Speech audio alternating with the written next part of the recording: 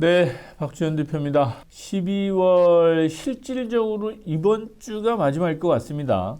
다음 주에 이제 3일이 있긴 한데 이번 주에 이제 크리스마스도 있고 지난주까지 뭐 큰 이슈들은 다 이제 나온 것 같아요. 예를 들면 뭐 지난주 마지막에 나왔던 일본의 금리 인상까지 다 나오고 우리나라 저기 부동산 관련해서 뭐 기사가 한 줄 떴어요. 기사가 한 줄 떴는데 부동산 공급 대책을 이미 준비를 다 해놨다.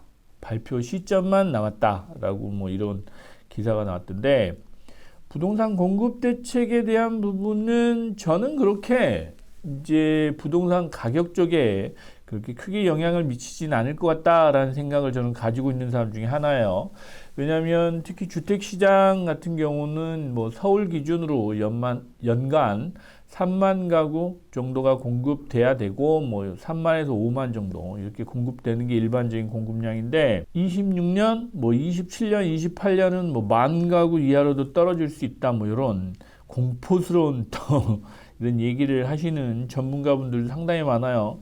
그 서울대 교수님이죠. 그분 같은 경우도 공급이 너무 부족하다, 뭐 또 한계치에 달아서 뭐 가격이 폭등할 수 있다, 뭐 이런 얘기를 하시다 보니까 주택시장 쪽에서 젊은 분들, 특히 뭐 돈이 많으신 분들이 아니고 우리 서민이라고 표현하는 뭐 10억대 또 10억대 이하 이런 영끌족들, 뭐 MZ들, 뭐 MZ 세대죠. 조바심이 나죠. 조바심이 나고 불안해하고 또 나는 영원히 집을 못 사는 거야 뭐 이런 생각들도 하고 그러는 것 같습니다. 그런데 제가 보기엔 그렇습니다. 언론도 그렇고 우리 전문가분들이라고 하시는 분들이 이거를 정말 예측할 수 있을까라는 생각을 저는 계속해요. 왜냐?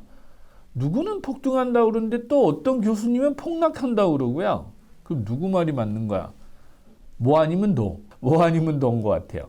뭐 그런 걸 가지고 이렇게 얘기를 하기에는 어찌 보면 가십거리 아닌가라는 생각이 좀 들고요. 사실 공급이라고 하는 부분은 뭐 주택은 금방 공급할 수도 없지만 실제로 이 공급이 안 되고 수요가 또 뭐 아직 대기 수요가 많고 뭐 이렇다고 하지만 저는 지금은 좀 다른 생각을 확실히 가지고 있습니다. 왜냐하면 이게 부동산 시장, 특히 주택을 투자 시장으로 보기 시작하면서 이런 문제가 발생하고 있구나라는 생각을 저는 합니다.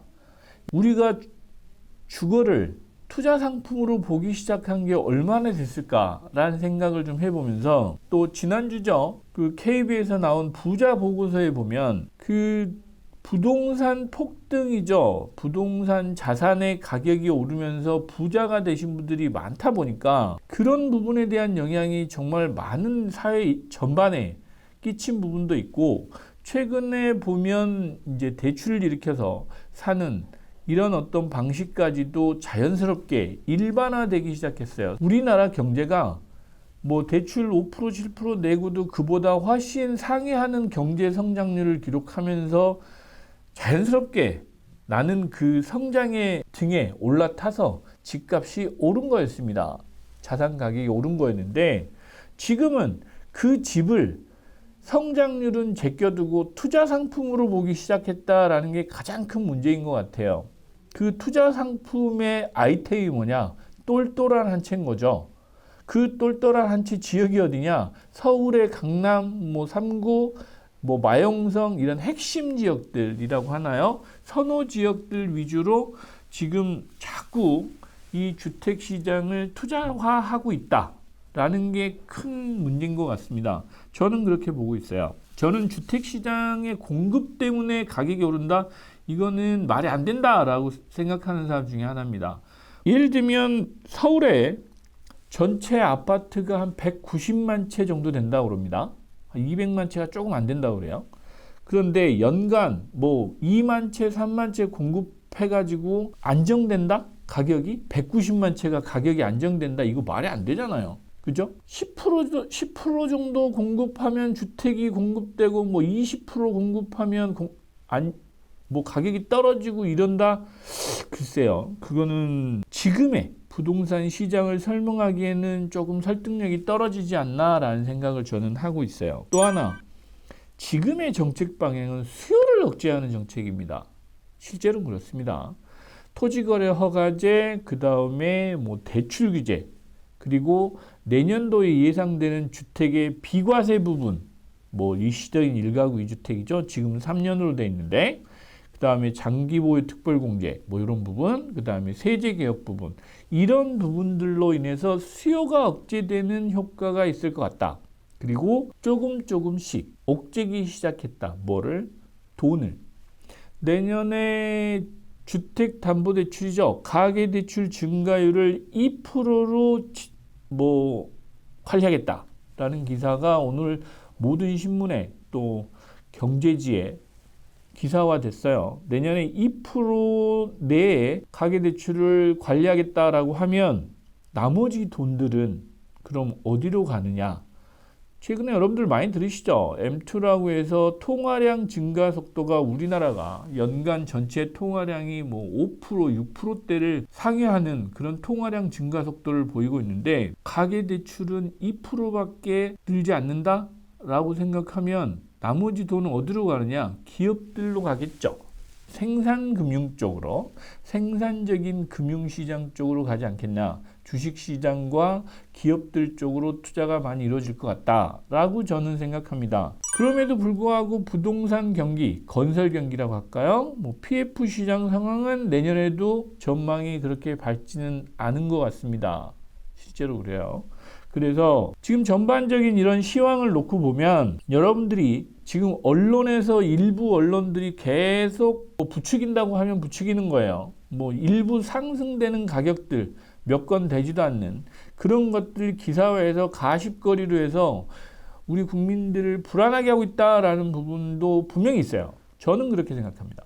그래서 그런 부분들 또 하나는 이게 어느 순간에 해도 도저히 수요도 늘지 않고 가격도 오르는 게 한계가 있고 또 분양도 잘 안 되기 시작하면 결국은 국민들은 어떻게 하느냐? 사는 집을 마련하는 데는 신경을 쓰시긴 하겠지만 투자로 들어오시진 않을 수도 있습니다. 왜? 투자 매력도가 떨어지니까요. 안 팔리는데요, 뭐. 일단 주택시장은 아주 속도가 느립니다. 우리 국민들 빨리빨리 하는 이 속도하고 주택 가격이나 뭐 이런 전반적인 시장의 변화 상황은 생각보다는 상당히 느리게 진행됩니다. 가격이 떨어지든 오르든 속도가 느려요. 왜? 그 큰 자산을 누가 덥석덥석 그렇게 몇 억씩 몇 천만 원씩 깎아주겠습니까? 쉽지 않죠. 내가 버티다가 도저히 안 되면 그때부터 떨어지는 겁니다. 또 내가 살려다 도저히 안 되면 뭐 다른 거라도 사겠죠. 이제 그런 상황들이 계속 벌어지는데 속도에서 차이가 나기 때문에 여러분들이 심리적으로 너무 조바심을 내실 필요가 없습니다. 그런데 언론은 그렇게 안 하는 것 같아요. 언론도 그렇고 건설사도 그렇고 그거를 어찌됐건 분양을 하거나 팔거나 거래를 활성화해야 되는 사람 쪽에서는 아무래도 조금은 국민들의 심리를 자극해야 되는 부분이 있지 않겠나라는 생각이 오늘 아침에는 많이 들었습니다. 물론 최근에 기사에서 보면 유럽도 집값이 뭐 60%나 폭등을 해서 가격 안정 대책을 EU에서 뭐 마련했다라는 기사가 지난주에 나왔어요. 근데 이런 기사를 왜 보냈는지 모르겠어요, 갑자기. 그런데 그럼 우리나라도 60% 폭등한다는 얘기인가요? 이미 폭등했습니다, 우리나라는. 그래서 지금 대책이 나오고 있는 겁니다. 그래서 이제 이런 기사가 지금 나오니까 야, 유럽도 폭등하고 뭐 미국도 폭등하면 우리도 폭등하는 거 아니야? 이래서 이제 투자를 유도하려고 하시는지는 잘 모르겠으나 지금 우리나라 상황은 그런 상황은 아닌 것 같다라는 부분을 분명하게 말씀드리고 이 똘똘한 한 채라는 용어 그 자체만으로도 이미 지금 가격을 상당히 올리고 있다라는 부분은 부인할 수 없는 사실인 것 같습니다. 똘똘한 한 채 현상으로 지금 가장 수혜를 받는 분들이 있죠. 예, 강남 3구, 마영성, 뭐 서울에서도 핵심 지역들입니다. 또 그 외에 수도권 일부 지역들도 수혜를 받고 계신 건 있죠. 가격 상승이 있는 게. 그런데 이게 언제까지 이 용어가 통용이 될까라는 부분은 조금 더 고민을 해봐야 될 것 같습니다. 물론 이번 주말이죠. 뭐 어제입니다. 어제 일요일이었으니까. 일요일에 뭐 주택 공급 대책을 발표한다라고 했는데 그렇게 정부도 급하게 내놓을 생각은 없는 느낌이었어요. 인터뷰를 들어보면. 왜? 그 11호 대책 나올 때 막 가격이 폭등하고 6.27 대책도 마찬가지였고요. 좀 급하게 나왔잖아요. 기습적으로.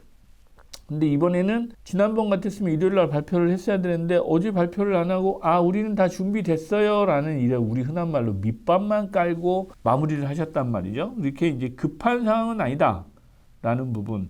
그런데 이제 시장에서는 공급 대책이 나오길 기대하고 있다, 뭐 기다리고 있다 이런 그 어떤 시장의 반응을 보고 그렇게 이제 말씀하신 것 같은데 저는 그렇게 크게 기대하지 않는다. 라고 누차 말씀드려요. 그리고 실제로 지금 공급 대책 가지고 사람들의 심리를 어느 정도나 잠재울 수 있을까라는 그런 우려를 저는 합니다. 차라리 그거보다는 지금은 방향이 좀 한 방향으로 좀 갔으면 좋겠다라는 생각해요. 예를 들면 수요 억제책은 이미 내놔서 숨통을 조여놨으니까 또 토지 거래 허가제까지 해놔서 지금은 거래도 안 되고 있으니 조금은 뭐 계속 일부 언론은 한 뭐 두세 채 거래되고 나면 그게 상승률이 뭐 높아졌다 이렇게 보고를 하던데 저는 그게 의미 없다라고 저는 생각을 하고 있고요. 실제로 내년도 지금 주택시장 상황 그렇게 좋을 것 같진 않아요. 그렇다고 가격이 뭐 떨어지고 폭락한다 뭐 이런 말씀을 드리는 건 아닙니다. 예전처럼 여러분들이 기대하셨던 상승률이나 수익률 내기가 쉽지 않다라는 말씀을 드리는 거예요. 어렵습니다. 갈수록 수익 내기가 어려워요. 여러분들 우리 흔한 말로 흑수저가 은수저, 금수저 되는 게 점점 더 어려워지고 있다. 이 부분 공감하시잖아요. 이제 이런 말씀을 드리고 싶은 겁니다. 지금은 집 사서 돈 벌기 그만큼 어려워졌다는 얘기도 같이 드리는 겁니다. 이제 그런 차원에서 말씀드리고 제가 이제 오늘 이제 주택 얘기를 자꾸 말씀을 드리지만 부동산 전반적으로 내년에 자금 시장이 그렇게 녹록치 않은 부분 때문이라도 PF 시장도 마찬가지고요. 부동산 시장이 그렇게 막 가격이 폭등하는 이런 시장은 아닐 것 같다라는 전반적인 그런 어떤 시장 분위기를 좀 전달드리고 싶었습니다. 또 하나는 내년에 빌딩 시장 같은 경우는 주택 시장에 묶인 돈들 또 주택 시장에 투자라고 하죠. 진입이 안 되는 어려운 분들을 위한 틈새 시장도 분명히 열릴 것 같다. 빌딩 시장 쪽에서는 그럴 것 같고 빌딩 시장 쪽도 예전 같은 시장의 어떤 마구잡이식 거래는 어렵습니다. 마구잡이식 뭐 묻지마 투자 이런 거는 쉽지 않을 거예요. 내년에는. 그래서 이제 그런 부분도 여러분들이 조금 참고를 하시면 좀 투자에 신중한 방향으로 또 분명히 내년에 기회도 많이 온다라는 부분은 사실입니다. 네. 지금 현재 연말에 갑자기 지금 나오고 있는 분위기가 그래요. 금매들이 많이 나옵니다. 그리고 내년 2월, 3월이죠. 상장 기업들을 보면 실적이 안 좋은 기업들이 의외로 많이 있습니다. 그래서 그 상장 기업들, 우리 흔한 말로 외부 회계감사 의견 거절이라고 그래요. 외감 받으시는 기업들은 회계감사 의견 거절이 나오면 그 자산 매각해야 됩니다. 부랴부랴. 그래서 24년, 25년에 기회가 있었어요. 기회가 의외로 있었습니다. 그래서 23년도 그랬고요. 3월, 4월쯤에 외부 회계감사 의견 거절 받는 법인들이 보유하고 있는 부동산 자산은 싸게 투자를 하실 수 있는 기회가 온다. 이런 것도 팁으로 좀 알려드립니다. 그래서 버티다가 금리 올라가고 대출이 막히고 이러면 나옵니다. 분명히 매물 나와요. 아니라고 하실 분들도 있겠지만 제 경험으로는 계속 나오고 있었다. 특히 2월 이후 3, 4, 5월 달에는 기업들이 가지고 있는 금매물들도 꽤 시장에 나올 거다라고 생각을 하고 있습니다. 그런 부분에서 여러분들 기회를 잡으실 수 있다라는 부분도 말씀드리고 지금 연말입니다. 연말인데 여러분들이 너무 조바심 내시고 걱정하실 필요도 없습니다. 시장은 여러분들이 생각하시는 것처럼 흘러가지 않습니다. 그래서 차분하게 시장을 좀 바라보면서 좀 준비를 하시는 스터디를 하면서 책도 좀 많이 보시고요. 공부도 많이 하면서 조금 기다리시는 여유를 가지시면 분명히 26년은 여러분들한테 좋은 기회가 올 것 같습니다. 그런 부분을 가지고 내년 말띠에를 저와 같이 기다려 보시죠. 네, 감사합니다.